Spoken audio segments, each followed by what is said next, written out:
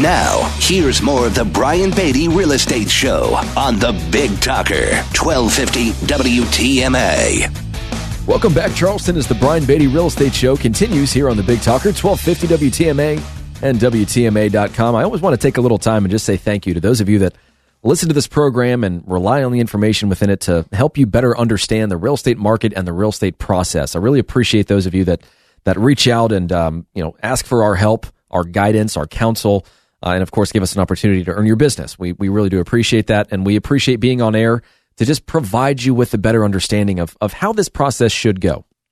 And so if that's something that I can help you with, you're thinking about buying, selling, or investing in real estate, feel free to give me a call. My cell phone, which it'll go to me, it won't be on air, of course. My number is 843-400-8009, 843-400-8009, or go to listingsincharleston.com. That's listingsincharleston.com. So I want to take the last two segments here and really just kind of break down the process of looking at a home, you're deciding to buy a house, and then the process of listing a home. So let's start with buying a house first. And really, I kind of want to help you prepare for this process by giving you some steps that you should be taking.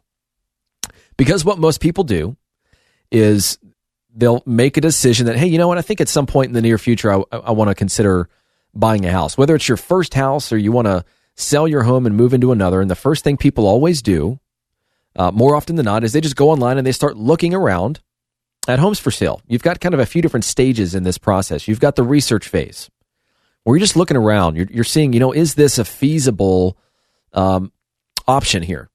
Am I going to find anything that I like for what I think I can afford? And is it nice enough for me to be, inspired to move or to buy my first home? Can I get what I want? Is this going to work out for me? So they'll do some research. Maybe they'll drive by a few properties. Maybe they'll go to some open houses. And as time progresses, they become a little more serious. So they first start to just look and see, hey, can I buy what I want to buy?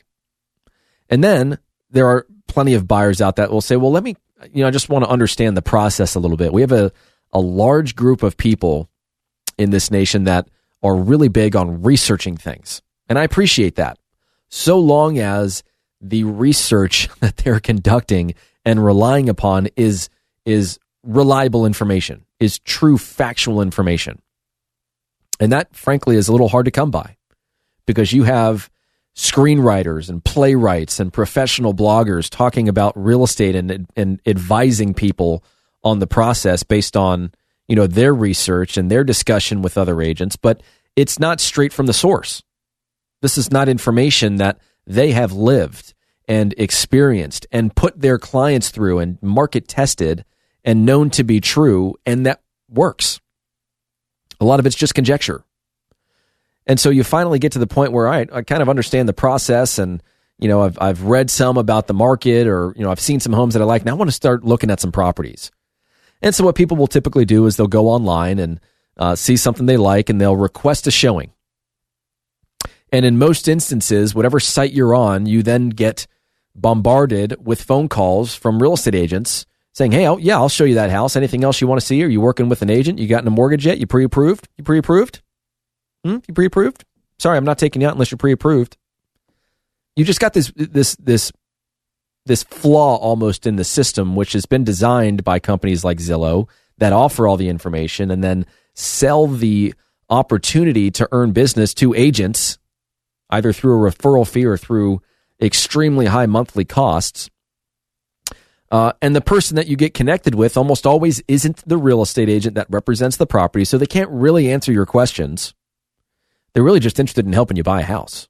Sure, they can find out the questions, but you're going to know more about that house than they do 90% of the time when you call an agent off of one of these websites, unless they're the only option, which is very rare.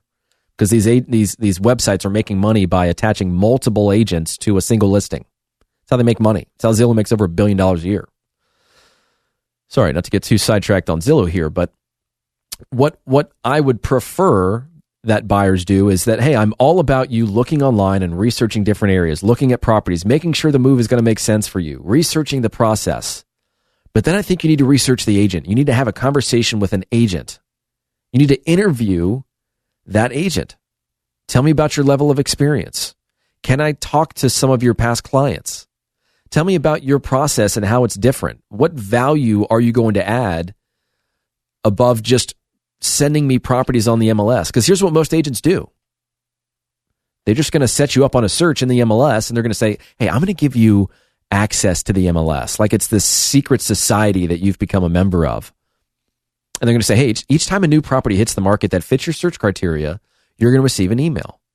Or if something reduces its price, you're going to receive an email. And if you see something you like and you want more information on, just let me know. So they've just given you access to data that took them 5 minutes to set up. And then they want you, the buyer, to tell them what to schedule a showing for. They become a glorified door opener. And then maybe they offer some value and some guidance and help you negotiate and so on and so forth. But in the beginning, buyers are positioning agents to be nothing more than an entry into a home that they want to see that they've found online themselves. Really good relationships with real estate agents require a true understanding of what you're trying to accomplish, not just what you want in a new house, bedrooms, bathrooms, and square footage and location, but why, what that does for you and your family. What sort of other, timelines or needs do you have? What do you need to know about this process to feel more comfortable? How do we make this a good transaction for you is really the question that the agent should be asking and answering for you by providing you with data that says, here's what we've done in the past. And so I guess the whole point in this segment here is before you get too far down the road, buyers, talk to a real estate agent. Let them help you find properties, not just in the MLS, because that's the easy part. The hard part is when agents go above and beyond and they say, hey, you know what? I actually have ways of finding properties that aren't on the market right now that might be a really good opportunity for you that no one else knows about.